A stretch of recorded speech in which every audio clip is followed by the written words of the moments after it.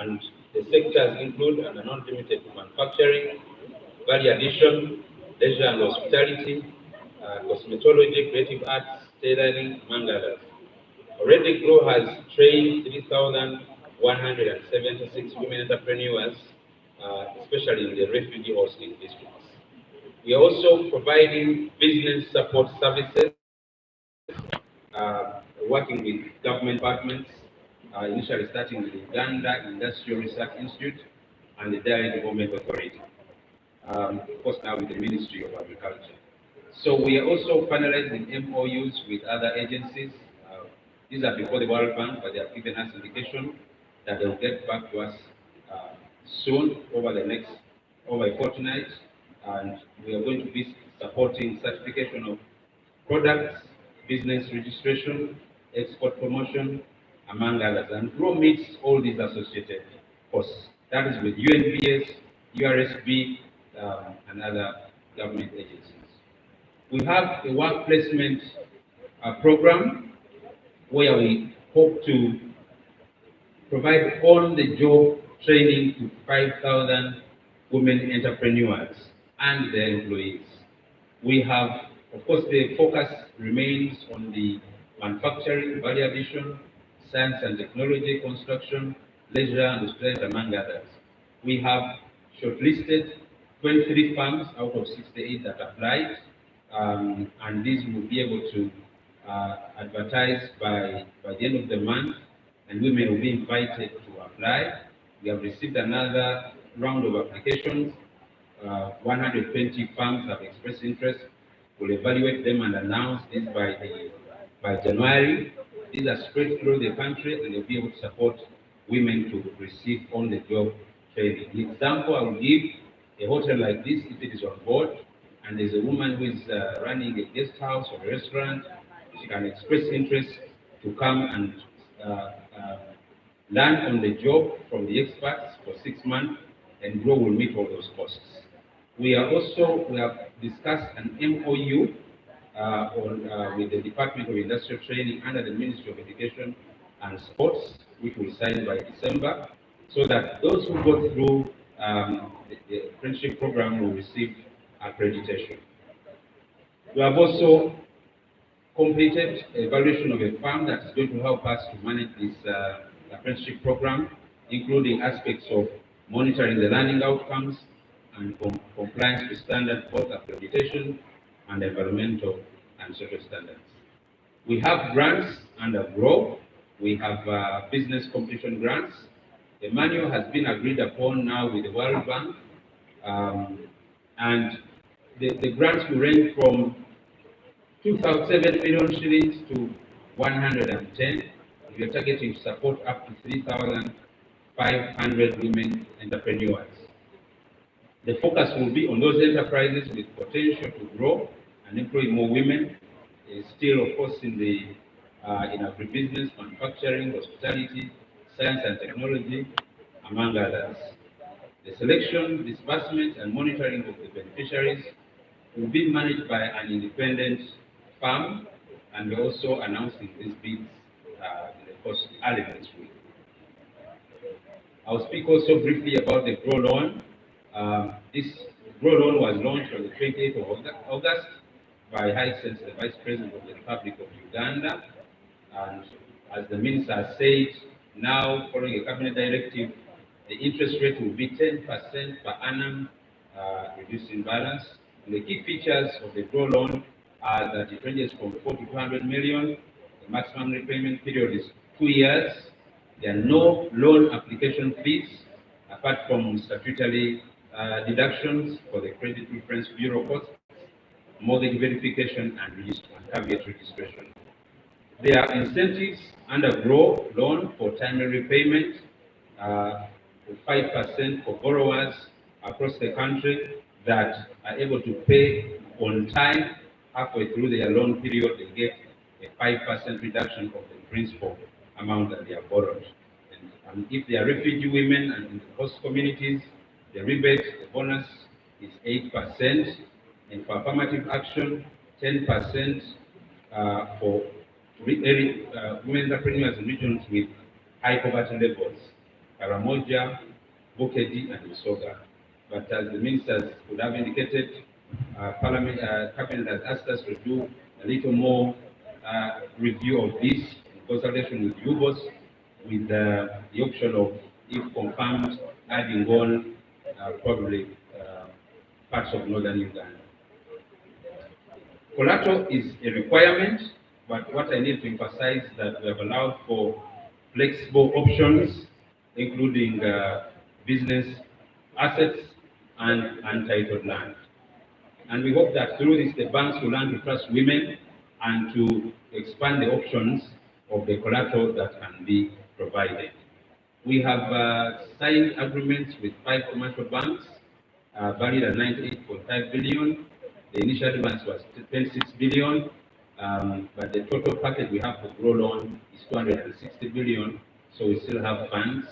By October 15th, the banks had lent out 23 billion to 1,397 women entrepreneurs, and the average of the loan was 15 million.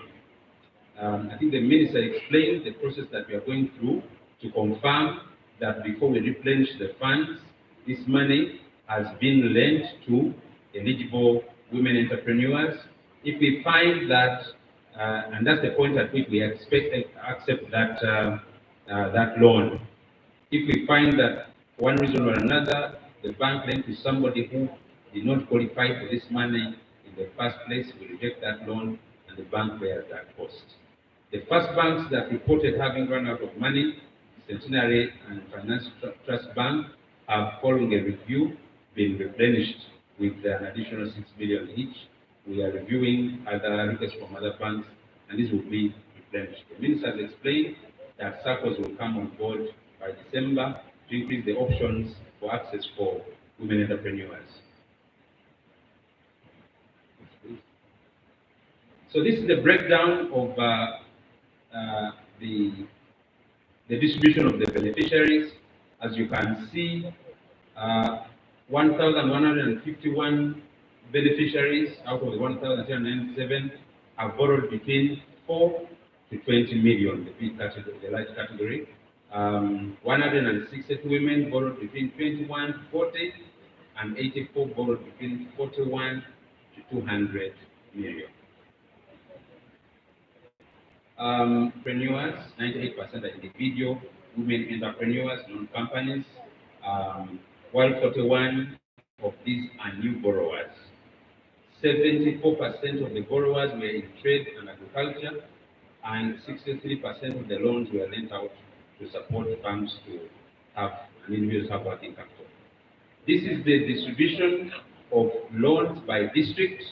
I think we'll provide this information, but 65 districts as of 15th of October, the branches in the different banks had borrowers that received money, and of course the position is updated, but we just want to give honourable members of Parliament information that we are seeing growing, women borrowing from different parts of the country. You can scroll. So let's go back. Sinjiro 1, Jinja 32, Kabale 23, Kabarole 37, Kagadi 1, Kalangala 28, Kampala 389, Kamuli 15, Kamwenge 38, Kanungu 17, Kapchura 4, Asese 28, Kayunga 23, Chiboga 1, Chiboga 9, Jandongo 4, Kisoro 11, Kitugum 6, Koboko 2, Kochito 3, Kumi 14, Tenjojo 2, Chotela 11, Villa 11, Luero 22, Yantonde 4, Masaka 93, 90, Masindi 12, Mbare 54, Mbarara 36, Michana 36, Moroto 2, Mpiji 18, Mubende 17, Mukono 31, Nakaseke 2, Nakasongola 1, Ntungamo 15, Moya 3, Pakwachu 1, Kalisa 6, Ukunjiri 1, Sembabule 4, Soroti 9. And lastly, Watiso 106, Yumbe 2, Zombo 2, Entebbe Municipality 6, Porto City 9. So this is provisional as of 15, and we continue to provide an update. So we have multi-purpose and gender-inclusive infrastructure. GROW is constructing 2 multi-purpose facilities, a National Women Entrepreneurship Training Center and a National Productivity Center, that we have training facilities, gender-inclusive and childcare facilities, conference facilities, theaters, exhibition areas. So the idea here is that women entrepreneurs will be able to access these services at a subsidized cost. If a man wants to go to a theater, they'll probably pay a little more. Order members, order, let's listen so that we can have questions. We have question time. We are concluding a feasibility study for those sites by the 30th of November. We're looking at different options, and we choose the option that gives us the best potential value for money, financial and economic feasibility, social and environmental, in compliance with social and environmental standards. We are also supporting the common user production facilities, where women bring raw materials, for example, cereals, vegetables and fruits, which are then processed into finished goods, and help women overcome the barriers of establishing value addition facilities. We have so far concluded MOUs with 3 facilities, and we are waiting for approval by the Solicitor General so that we can sign an MOU with Makerere University of Food Science and Technology, Kawana National Agricultural Research Laboratories, and Rwentanga Farm Institute. We have also gone to all regions of the country, made an assessment, and we are concluding. We'll have this report by the 30th of November and conclude the selection of common user production facilities. Lastly, GROW has a policy agenda and implementation research aimed at promoting and enabling environment for the growth of women entrepreneurship. 2 studies have already been carried out, focusing on child care, that have been carried out with the support of the World Bank, and the studies will be launched at the high-level meeting on the 15th of November this month. Study 1 was on a review of the regulatory framework for center-based child care for children under the age of 3 years, and explored the current legal and regulatory measures adopted to ensure or strengthen the 3 pillars of child care, including availability, affordability, and quality. The study concluded, among others, that there exist significant gaps in law and policy concerning center-based child care for children under 3 years of age. There are also no regulations as of now that make provision of child care services mandatory, and there's a high financial burden for child care, which falls primarily on parents and guardians. The second study was on the demand and supply assessment for child care services for low-income women entrepreneurs in Uganda, aimed at developing a new detailed understanding of the demand and supply of child care services, with the case of Kampala and Watiso.